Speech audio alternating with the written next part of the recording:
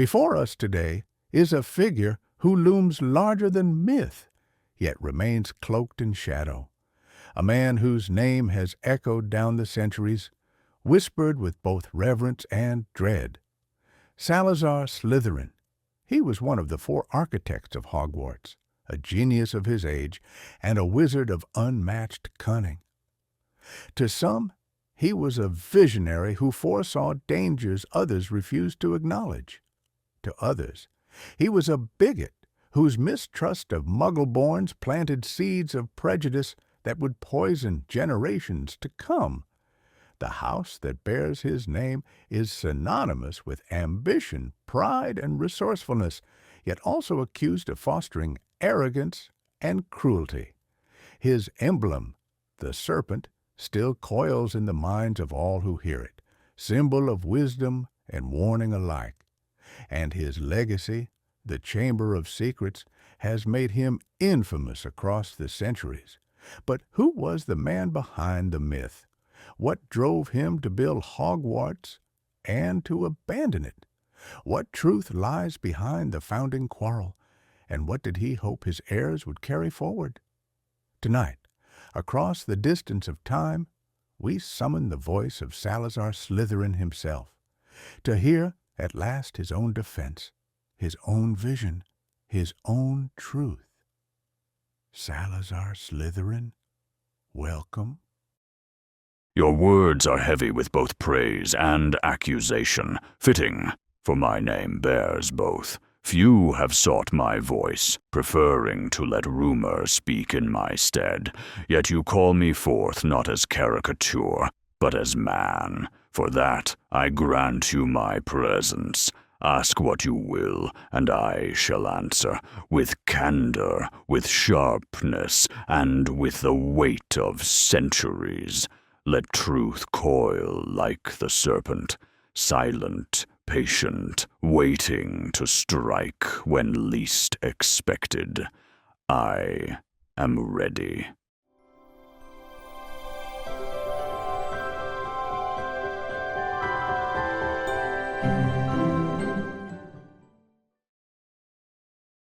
Before we dive into Hogwarts and your legacy, let us first turn to the man behind the legend. Salazar, tell us of your early life. Where were you born, and what shaped the young wizard who would one day found a school? I was born in a time when magic was both feared and hunted. My earliest memories are of shadows and whispers, of power both celebrated and reviled. I learned early that survival demands vigilance, and that talent untempered by caution is perilous. My family, they were of noble blood, yes, yet their influence was more expectation than guidance. I became self-taught in matters of magic, observation, and discernment. It is there, in the quiet of study and the silence of forests, that I first understood the value of foresight. And what of personal bonds? Did you marry or have children? How did relationships shape your decisions? Marriage was never a path I chose. Connection, yes. Admiration, respect. But attachment is a distraction to those who must see centuries ahead. Children, I left legacies in blood, not cradle. Those who bore my name carried potential, yet potential is fragile. I loved the idea of continuity, of lineage, of heirs who might carry my vision. But I did not bind myself to it emotionally. My devotion was to magic, to principle, to survival. Relationships could illuminate or blind. I preferred clarity. Were there mentors, rivals, or figures outside your family who influenced your philosophy? Many. Wizards of subtlety, creatures of cunning, even the serpents themselves. I observed the world, and those who navigated it with skill, patience, and guile. Knowledge was everywhere, in the forest, in the whispers of the wind, in the way men and magic interact. I took lessons from all, but never from sentiment alone. Mentorship shaped technique, rivalry honed vigilance. Every encounter carved the man who would one day walk the halls of Hogwarts. And did your formative experiences instill fear or a desire for control? Neither solely. They instilled understanding. Fear is a tool, not a master. Control is necessary, but it is not an end in itself. I sought mastery of self, of magic, of the currents beneath the world, so that I might prepare, so that the next generation might endure where I had endured. It is from these early years that all later choices, all foresight and caution, were born.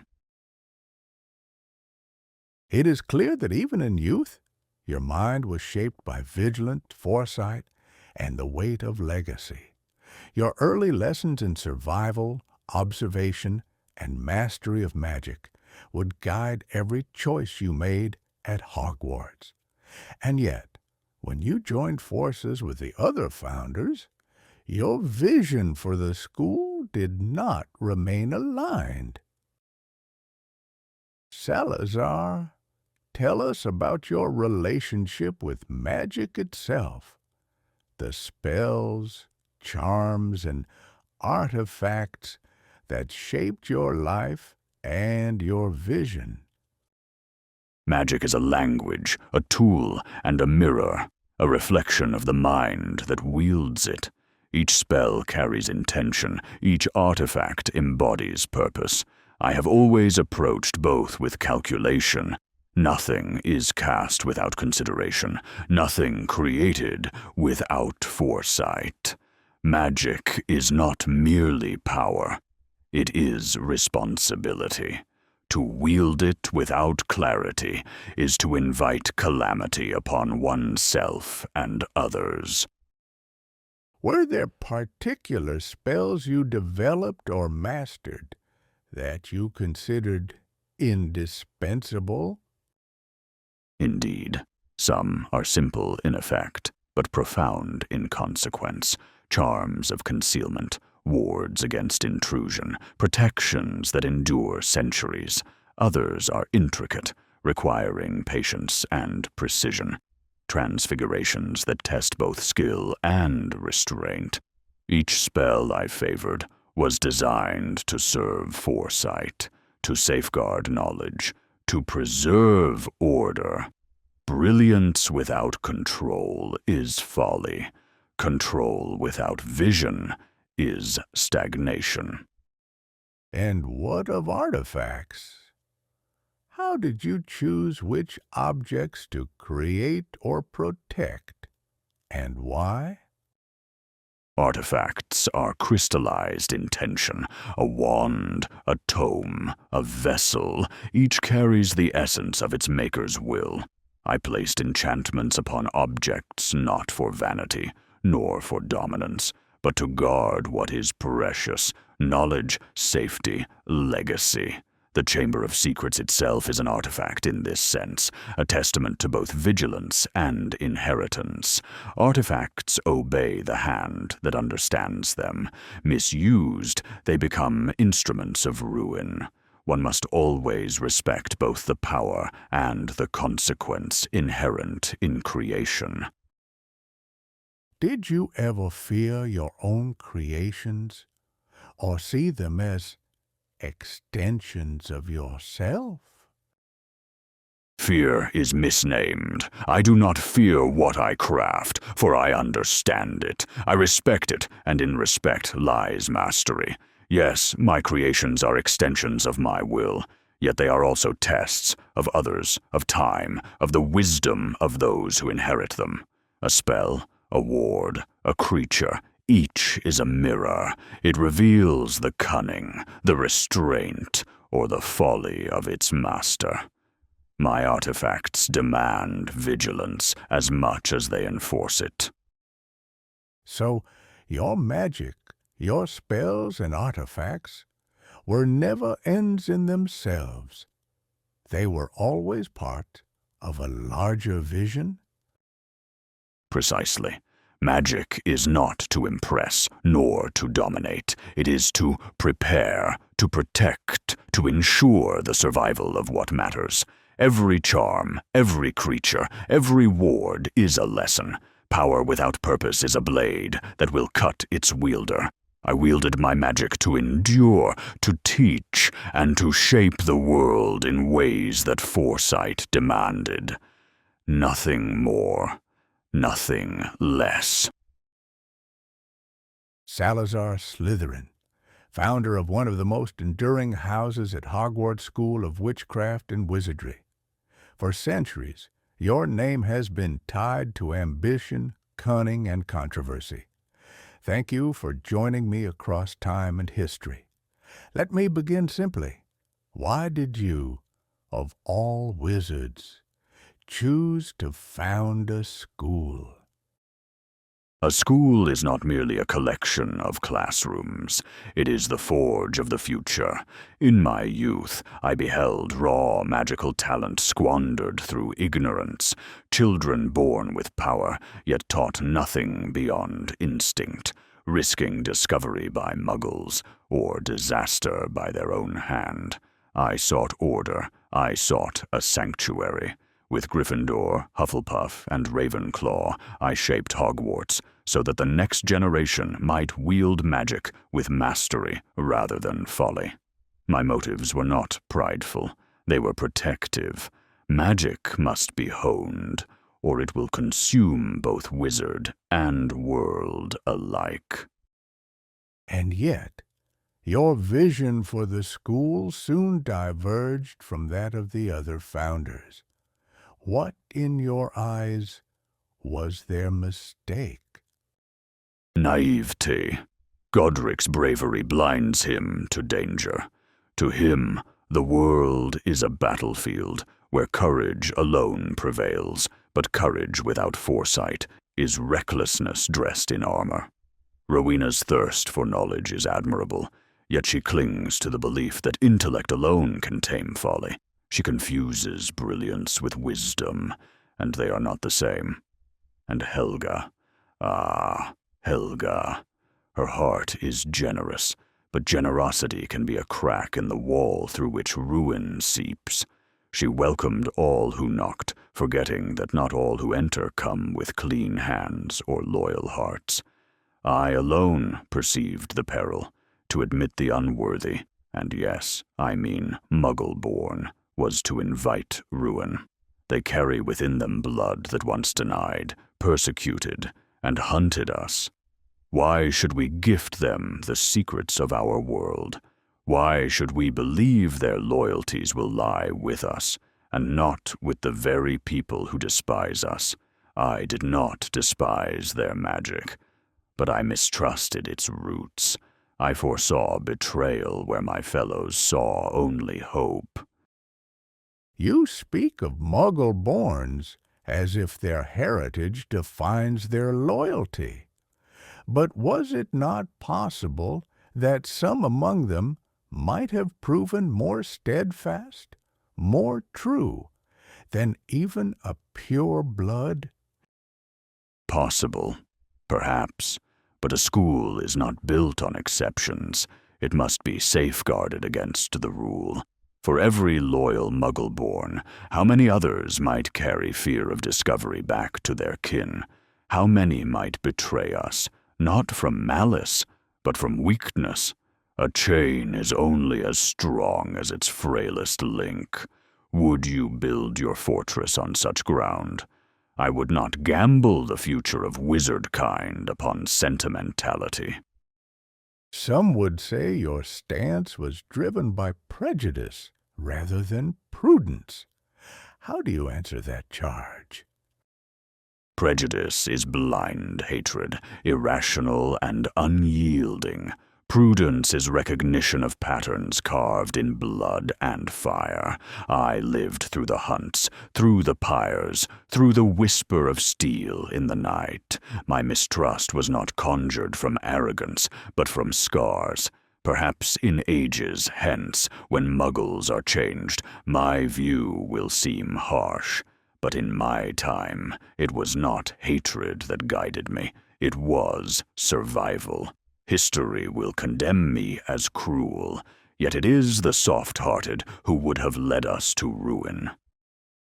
So, your insistence on restricting Hogwarts to purebloods was born of fear? Not fear, caution. Mark my words, the wizard who ignores history will be devoured by it. Our kind had long been driven into shadows by Muggle kings and priests, branded as devils. I lived in such times. I watched villages burn, not because witches cast fire, but because men saw them as abominations. Would you hand such people a wand? Would you give them the keys to our future? My colleagues wished to believe Muggle-borns could belong. I, knowing the malice of Muggles, doubted their allegiance. Was that hatred or wisdom? Let history decide. Let us turn to the symbol most closely tied to you. The serpent? Why snakes? Because the serpent embodies what others fear to understand. Silent, patient, precise, a serpent strikes not out of frenzy, but out of necessity. It is reviled as treacherous, yet it is honest in its nature. It does not flatter, it does not conceal its venom. Its promise is clear. Cross me, and you will pay the price. My tongue, gifted with parcel tongue, revealed their speech to me.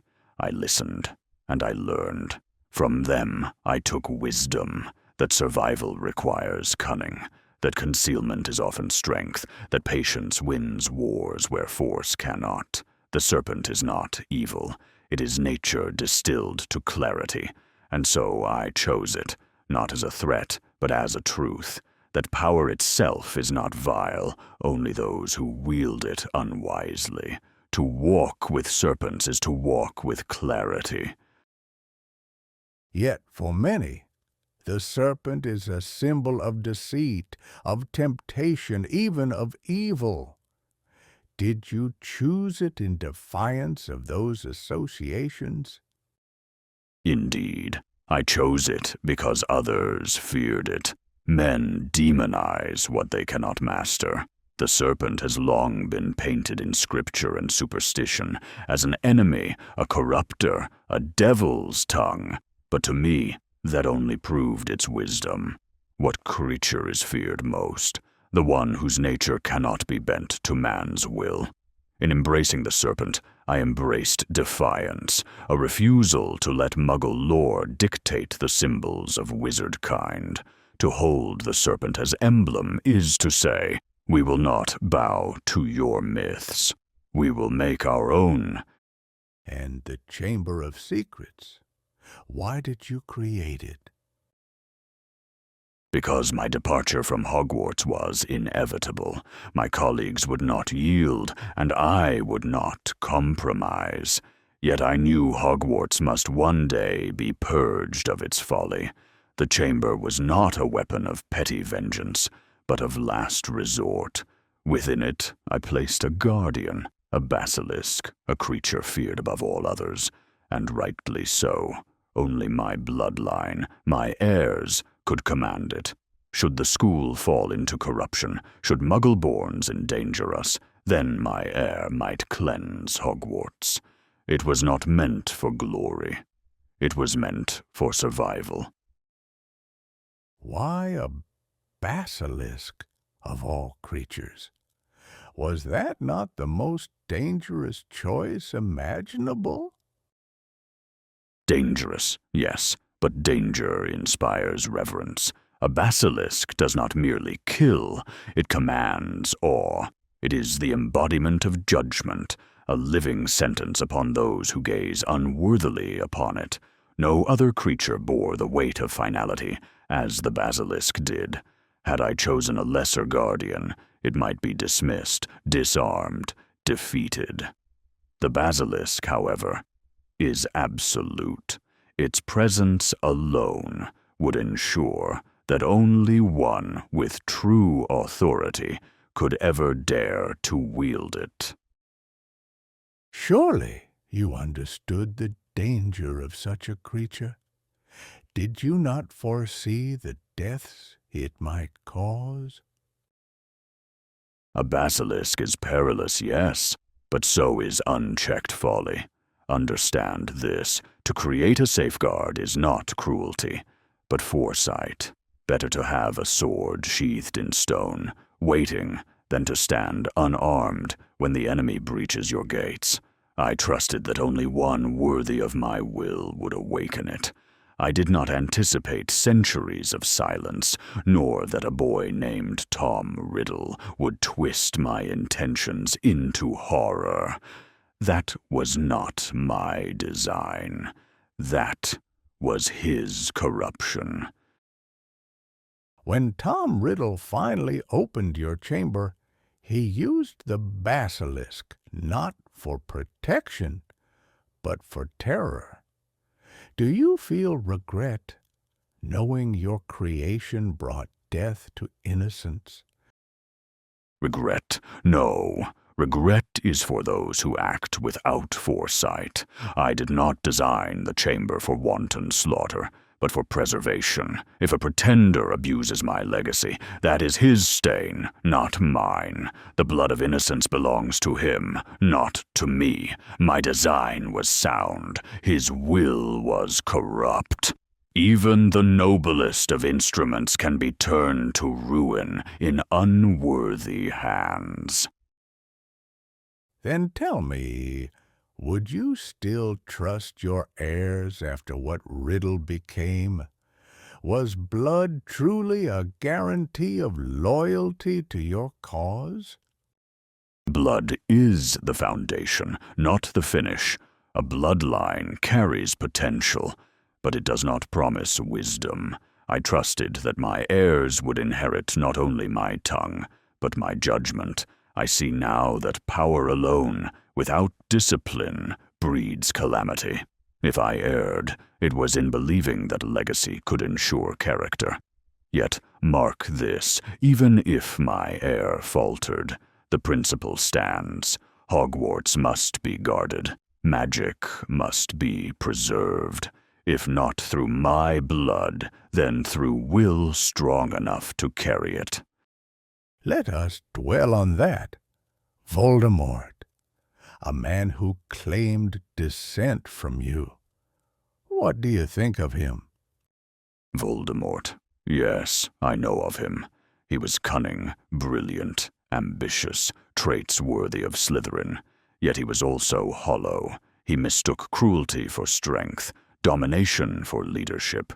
He proclaimed himself heir to Slytherin, yet spat upon his own lineage, being half-blood. His campaign was not my legacy, but his vanity. He turned what I crafted as a measure of survival into a stage for slaughter. If he was my heir, then he was the heir of my warnings, not my wisdom. Do you hold any responsibility for the path he took? Could your emphasis on blood and exclusivity have inadvertently shaped him? Responsibility is a thorny notion. I planted principles, caution, foresight, vigilance, not tyranny or hatred. Yet I cannot deny that by elevating blood as a measure of potential, I may have given him a banner beneath which to rally his arrogance. Still, principles are not villains. Men are. He seized my ideals and bent them to vanity. That is his corruption, not my design. If you could speak directly to him, would you warn him, rebuke him, or perhaps seek to guide him? Warn, guide, he would not have listened. A mind so hollow believes itself infallible. To intervene would have been wasted effort, perhaps even an invitation to hatred. No, the lesson he teaches is for others, that brilliance untempered by restraint becomes a scourge. Let him be an example of failure, a mirror in which the ambitious may glimpse their own danger. Do you see any redeeming qualities in Voldemort at all? Or was he irredeemably lost? Ambition, clarity of purpose, genius, these are his only virtues, but they were poisoned by self-obsession. He could have been a wizard of legend, of unmatched subtlety. Instead, he chose spectacle and cruelty. Redemption, perhaps in the distant echoes of history, when scholars analyze the rise and fall of power. For him, in life, it was too late. The hollow cannot fill itself from outside. Only will can bind the void. Looking at the modern wizarding world, do you fear that someone like him could rise again? Or has the danger passed? Power always waits, hidden, patient. The danger never truly passes. There will always be those who mistake domination for mastery, cruelty for strength. My warning endures. To ignore history is to invite its repetition. If another rises like him, it will not be because magic has changed, but because the vigilant have slept. That is the legacy I leave behind. A caution, not a curse. And what of the boy who faced Voldemort, Harry Potter? Ah, the boy, remarkable in ways that both surprise and intrigue me. He possesses courage that borders on recklessness, yet also a cunning I can respect. He walks the path of choice, much as I once did, though guided by forces he scarcely understands. He has defied expectation, confronted darkness without surrendering his moral compass. If one studies him dispassionately, he embodies the tension I prized, bravery intertwined with subtlety, impulse tempered by instinct. Yet I cannot claim him as my heir. He is shaped by destiny, not blood. Do you ever see him as a product of your legacy in some way? In a manner, yes. The struggles he faces, with ambition, loyalty, and heritage, mirror those I once imposed upon my own house. He confronts what I feared, the consequences of power in unworthy hands. In that, he is both a reflection and a caution. Perhaps Hogwarts, my creation, was always meant to produce such figures, to challenge the world and test the limits of wizardkind. And what of the house that bears your name? How do you judge Slytherin students of later centuries? They are uneven. Some preserve my ideals of ambition, resourcefulness, and pride. They pursue mastery of magic with discipline, seek positions of influence not for vanity, but for purpose, and bear the courage to wield power responsibly. Others, however, sink into petty cruelty, mistaking cunning for malevolence and ambition for entitlement. Too often has ambition been mistaken for malice. I sought leaders, not tyrants. Yet I am not blind. Slytherins have birthed both greatness and ruin. Severus Snape, for instance, a man of divided loyalties, yet unparalleled mastery. He embodies the tension I sought, the capacity to choose, to endure, to wield ambition without surrendering morality entirely. and yet also the Malfoys, clinging to status as though it were substance, trading cunning for arrogance and pride for petty games. The house reflects the serpent itself, capable of wisdom, capable of venom. The choice lies always with the individual. Ambition can elevate or corrupt. Resourcefulness can liberate or ensnare. Pride can honor, or it can blind. It is never the house that dictates, but the soul that walks through its doors.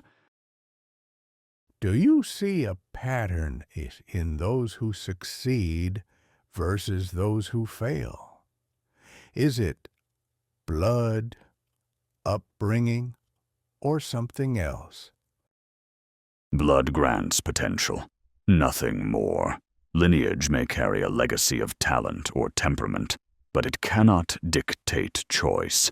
Upbringing molds behavior, yet circumstance will always test it. What matters most is the resolve to master oneself, to temper cunning with conscience, ambition with judgment. Those who fall are often brilliant, yet untested by restraint. Those who rise are disciplined, patient, and unafraid to confront their own flaws. And what of house unity? Slytherins are often portrayed as fractious, even treacherous. Is that a fair assessment? It is both fair and incomplete. Yes, Slytherins value personal achievement and discernment in their allies.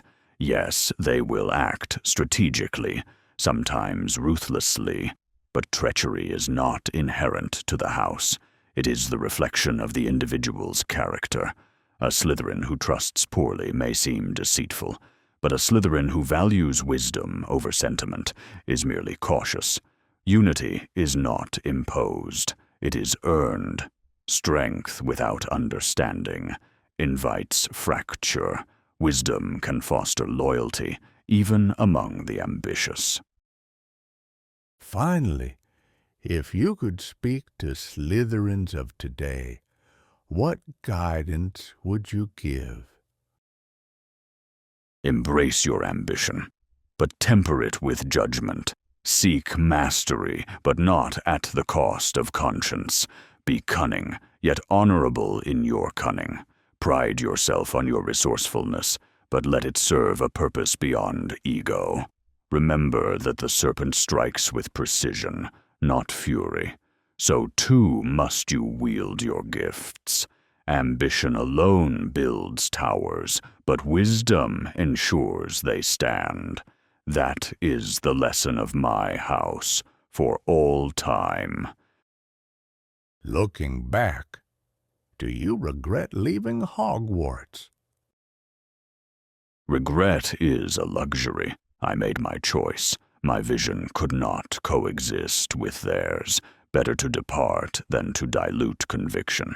Yet yes, I lament that my name became a curse, that my motives were painted as hatred rather than vigilance. I wished Hogwarts to endure, not to fracture. I sought order, foresight, a sanctuary for magic, yet my ideals were misunderstood, twisted into fearsome legend. Perhaps only through conflict does legacy gain meaning. If history misjudges me, so be it. I am content that my name endures, even in controversy. It is not the approval of others I sought, but the preservation of magic itself. Do you feel any sorrow for the students who suffered because of your departure or your strictures? Sorrow, perhaps. Pain is inevitable in any path of vigilance. My departure left gaps that others could exploit, and I did not foresee every consequence. But sorrow does not absolve responsibility. It only sharpens understanding. My intention was not to punish, but to safeguard. Tragedy stems from the failure of others. to respect boundaries I set, not from the ideals themselves. How do you judge the other founders now, from this vantage? Godric, noble but reckless. His courage blinds him still, and he underestimates the subtle dangers that lurk unseen. Rowena, brilliant yet enslaved to intellect. She trusted knowledge as if wisdom were a natural outcome of study alone. Helga, kind beyond measure, though her inclusiveness opened the gates to risk. And yet I loved them all, in my way. They were companions, rivals, kin. Do not mistake disagreement for hatred. I quarreled bitterly, yes, but I also respected their strength. Without them, Hogwarts would never have stood at all. Did your conflicts with them ever cause you to doubt your vision or question your decisions? Doubt is the companion of clarity. I questioned, yes, not my vision, but whether men could uphold it. I saw flaws in my colleagues, as I saw flaws in the world itself. My principles demanded unwavering vigilance. Theirs were guided by sentiment. In those moments, I learned patience and the necessity of distance. Even disagreement teaches, though often harshly. If you could speak to them now, what would you say? Would you reconcile or simply assert your truth? I would speak plainly, without appeal to sentiment. I would assert my truth, as I always did, and hope they understood, as I eventually did, the divergence need not equal enmity. I would remind them that even in conflict, we built a world that would endure long past our lifetimes. Reconciliation is not always possible in life, but understanding is. That, perhaps, is the closest we achieve to peace. Turning outward, what do you think of other schools? Durmstrang, Beauxbaton, even Ilvermorny. Each has its merit, shaped by the cultures that birthed it. Durmstrang fosters discipline and strength, yet it leans too heavily on dominance and intimidation. Beauxbaton prizes artistry and grace, yet its focus on refinement sometimes blinds students to harsh realities. Ilvermorny, I am less acquainted with it, though it seems to value adaptability and balance. Hogwarts, in contrast, was designed to cultivate multiple virtues at once: cunning, courage, wisdom, and heart. The others excel in singular traits. We strive for holistic mastery. In their own ways, they produce capable wizards, but few can match the layered rigor of a well-trained Slytherin.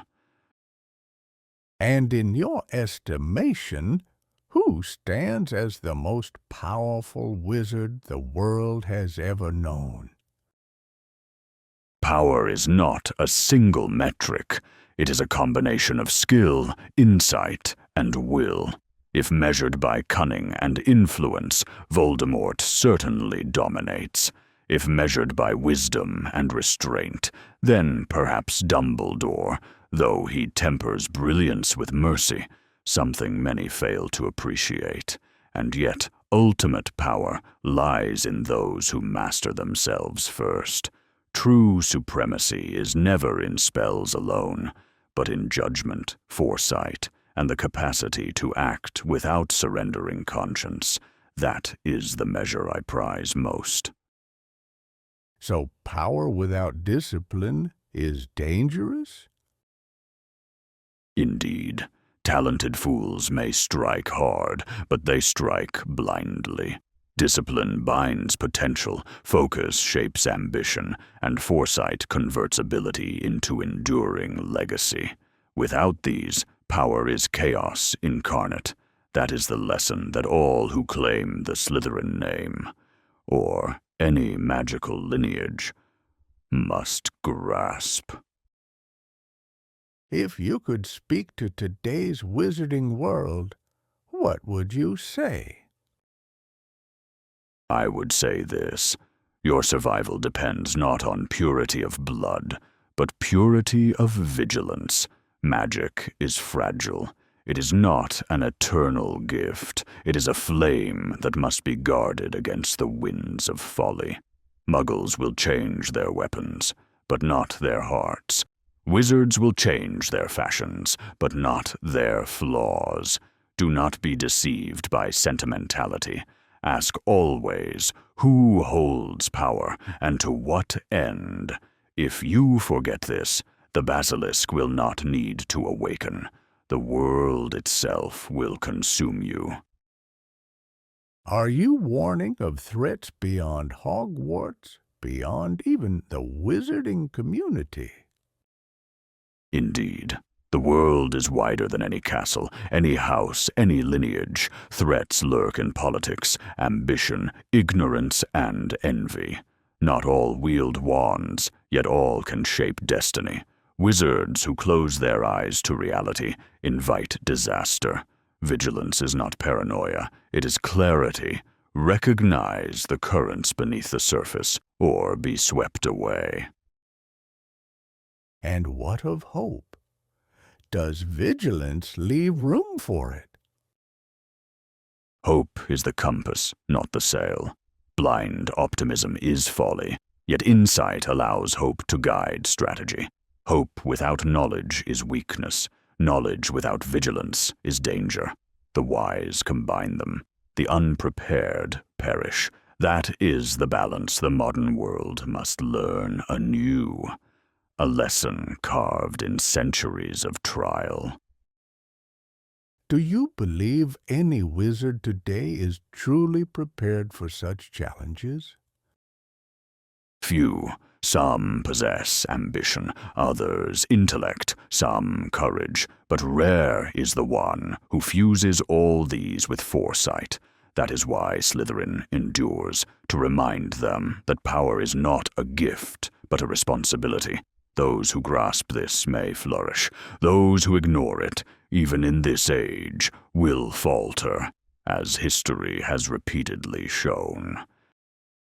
And if your warning is forgotten, what then? Then the world itself will awaken as the predator, not the protector. Chaos will strike where vigilance once stood. The lessons of the past are etched in stone, in blood, in magic. Forget them at your peril. Let the serpent sleep, but never think it powerless. The consequences of complacency are written not in rumor, but in inevitability. One final question, Salazar. How would you wish to be remembered? Not as villain, not as saint, but as a man who saw further than his time. A man who built a house not for cruelty, but for those strong enough to lead when others falter. Let them call me harsh, cunning, proud, so long as they also call me necessary. The serpent does not beg for affection. It demands acknowledgement. And so I ask not for love, nor even forgiveness, but understanding. Remember me as the one who prepared for storms others refused to see. Do you believe history has misunderstood you? History favors the loud, the visible, the sentimental. I am the shadow it struggles to comprehend. Misunderstood, perhaps, but legend, even twisted, preserves truth in fragments. My intentions were clear, my vision necessary. That suffices. Those who seek to understand will. Those who judge hastily remain blind. And what of your house? Do you feel your influence endures in its students? Always ambition, cunning, resourcefulness, these are the currents that flow through Slytherin, whether guided wisely or poorly. My legacy is not perfection, but potential. The house is a mirror, reflect my ideals, and it shapes greatness, reflect folly, and it warns of ruin. In either case, I endure not as a ghost, but as principle. If someone asked whether you were justified in your choices, what would you say? Justified is a word for judges, not visionaries. I acted as foresight demanded, as prudence dictated. My house, my safeguards, my principles, they were never cruel, only necessary. History may crown me villain or hero. My conscience rests in the truth of purpose, not opinion. Finally, what message would you leave for those who fear you or your name? Fear need not be hostility. Respect, even wary, suffices. Understand that I prepared, that I foresaw, that I acted when others slept. The serpent does not strike without reason. It strikes to survive, to protect, to endure. Let them remember. Vigilance is wisdom, and caution is a gift. My name endures because preparation endures. Fear is a shadow. Understanding is the light. Thank you, Salazar Slytherin. Your words, sharp as your legacy, will echo with us long after this conversation ends. Remember this, vigilance is a flame, not a shield. The serpent sleeps, but it never forgets. Power is neither right nor wrong. It is a test, a reflection of those who wield it. Judge me as you will, villain, visionary, or both. But understand this above all. I prepared for storms others refused to see. I guarded truths others dared not acknowledge, and in every shadow of Hogwarts, a part of my purpose endures. Fear me if you must, but respect the wisdom I leave behind. For in neglect, the past awakens, and the consequences are inevitable.